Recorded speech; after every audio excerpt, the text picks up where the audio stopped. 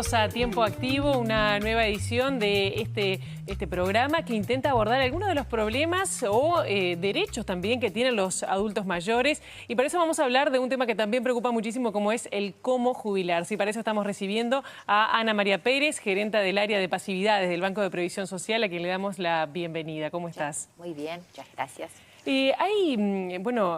Cuando uno se plantea el momento de me quiero jubilar, se pone el horizonte un poquito más que se va acercando, me imagino que deben surgir algunas dudas, preguntas, sobre cómo acreditar esta experiencia, y es más si no trabajé en un solo lado en toda mi carrera laboral, ¿no? Me imagino que ustedes deben tener todos los casos que se han presentado al Banco de Previsión Social. ¿Cómo es que una persona hace cuando se le acerca ese momento y tiene que ir a averiguar? ¿Qué casos se plantean?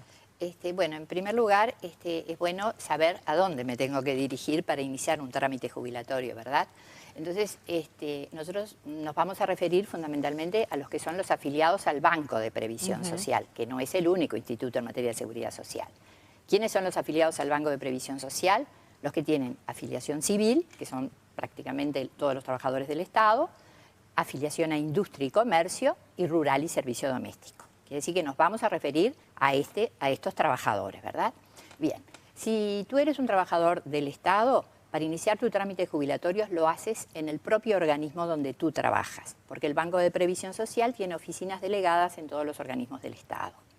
Es personal capacitado por el Banco de Previsión Social, pero pertenece al propio organismo. Por lo tanto, eso hace que sea muy amigable el inicio del trámite, porque son los propios compañeros los que te acompañan en esa trayectoria, ¿verdad? Si tú eres un trabajador de la industria del comercio, rural o servicio doméstico, ahí sí te tienes que dirigir al Banco de Previsión Social. En Montevideo es en Central, en la sede central, y también en las sucursales. Tenemos sucursal en Cerro, Unión, Belvedere, Sayago y Colón. Y en todo el país, las demás sucursales y agencias.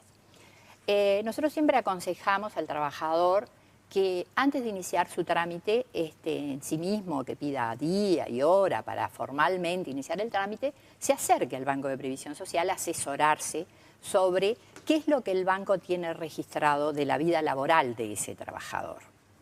Y ahí nos vamos a encontrar con que hay trabajadores que simplemente se presentan con su cédula de identidad, nosotros entramos a nuestras bases de datos, dialogamos con la persona, le preguntamos cuáles fueron los lugares donde él trabajó y nos encontramos que toda su actividad la tenemos registrada, desde el inicio hasta el día de hoy. Toda. Absolutamente toda.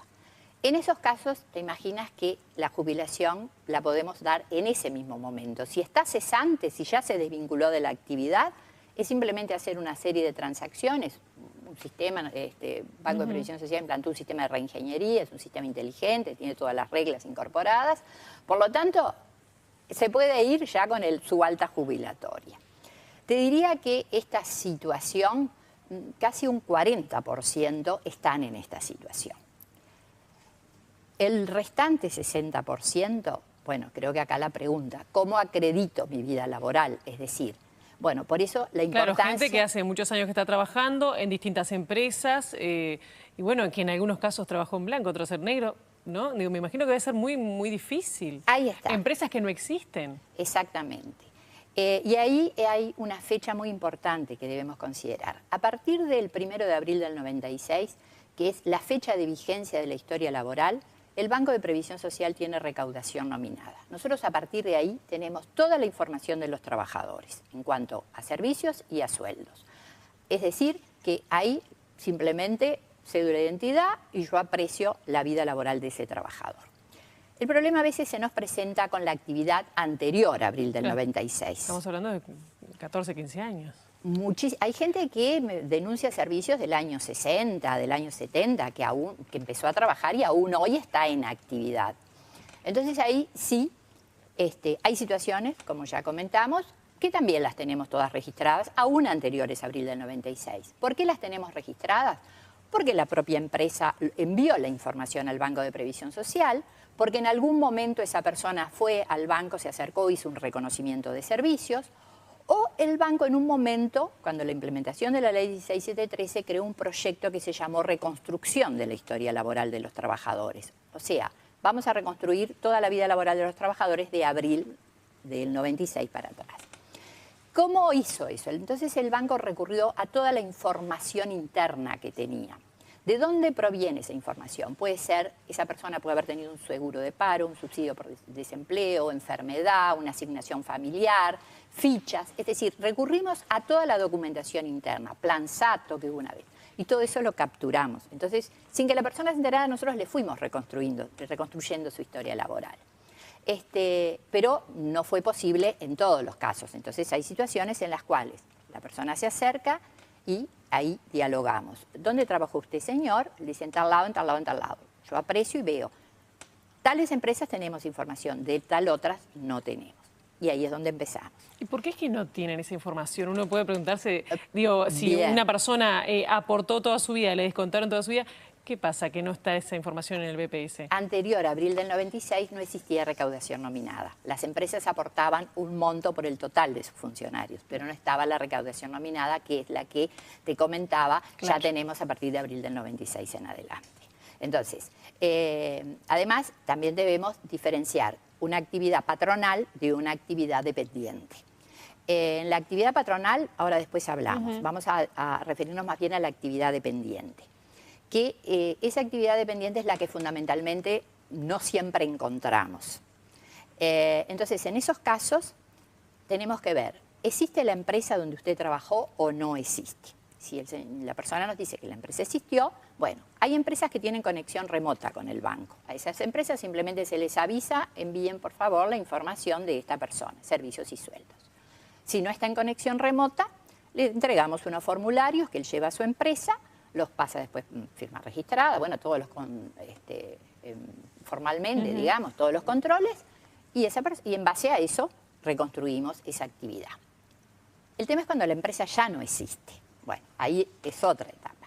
Hay empresas que cuando cerraron le entregaron toda la documentación que tenían al Banco de Previsión Social. Quiere decir que nosotros tenemos unas cuantas empresas con la documentación. En ese caso, la persona simplemente denuncia su actividad, nosotros vamos a buscar en nuestra propia documentación si tenemos información con respecto a sus servicios y sus sueldos. Si no se trata de esas empresas, tenemos otro camino, que son las planillas de trabajo del Ministerio, que las tiene el Banco de Previsión Social. El Banco de Previsión Social hizo un convenio con el Ministerio y las tenemos en un sistema informático y recurrimos allí a buscar información. Pero a veces también sabemos que eso no es completo, que puede faltar. Quiere decir que no porque no esté en la planilla de trabajo, esa persona no trabajó. Y ahí entonces es que se recurre a la prueba testimonial. Es decir, mediante testigos, la persona puede acreditar su actividad. Como verás, claro, estos ya son una serie de procedimientos que implican una demora, que digo, no es como en los casos aquellos que yo tengo todo registrado, que automáticamente estamos otorgando la prestación. En estos casos tenemos que pasar por todas estas instancias, ¿verdad? Buscar en la documentación que tenemos de estas empresas que hacíamos referencia. ¿Y los testigos, por ejemplo, digo, quién los elige? ¿Los elige la persona? Sí, sí, es la propia persona que nos propone gente conocedora de su actividad y son esas personas que vienen a testificar de que fulano de tal trabajó en tal o cual empresa como él lo manifiesta. Y esa actividad es acreditada.